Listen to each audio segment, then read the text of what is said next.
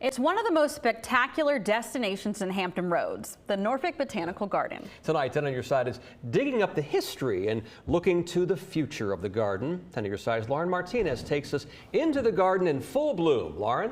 So deep in the Mermaid City lies an enchanting oasis with 175 acres of lush green space and a majestic tale as old as time. A bigger and brighter future awaits the Norfolk Botanical Garden, but humble roots and hard labor are at the beginning of its story. Against economic turmoil, city manager Thomas P. Thompson and horticulturist Frederick Hewitt brought to life an evergreen dream, the Norfolk Botanical Garden. It was during the Great Depression. And of course, we know that was from 1929 to 1941.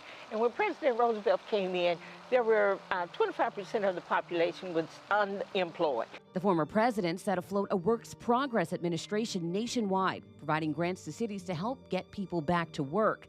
And in 1938, Norfolk received $76,000. They hired 200 African-American women and 20 African-American men. The city designated a swamp. It was a total of a little over 100 acres. And nobody had ever walked on this land totally uninhabited. And they asked those ladies if they would clear this swamp and build an azalea garden. That labor laid the foundation for the garden's first of many chapters to come. Those ladies started in September 1938, and by, believe it or not, March 1939, they had planted 4,000 azaleas, 2,000 rhododendrons, thousands of camellias, and 100 bushels of daffodils. They said that the men sharpened the tools. This garden wouldn't be here without those women. Norfolk Botanical was originally inspired by a quaint garden in Charleston, South Carolina. The funnel-shaped flower's influential presence is still distinct throughout the vegetation today. The founder's vision really was to plant these azaleas and to bring people to Norfolk, but also to this beautiful garden. And we keep that alive by continuing to develop new gardens. So the garden that you see today is not the same garden you saw 20 years ago. It's now home to 60-plus themed gardens outlined by Lake Whitehurst. Now sowing a seed into the future is the planting and building of the Garden of Tomorrow.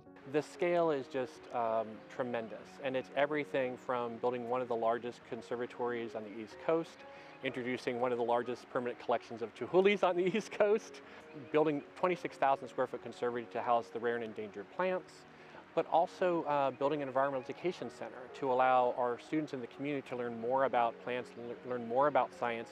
It's the garden's most impactful project in the CEO's eyes. It also solidifies Norfolk Botanical's largest expansion in its 87-year history. Passion goes a long way with everyone who works here at the garden and our volunteers. With that Garden Tomorrow expansion, that site used to be what we called Mayor's Row. It was really nothing there.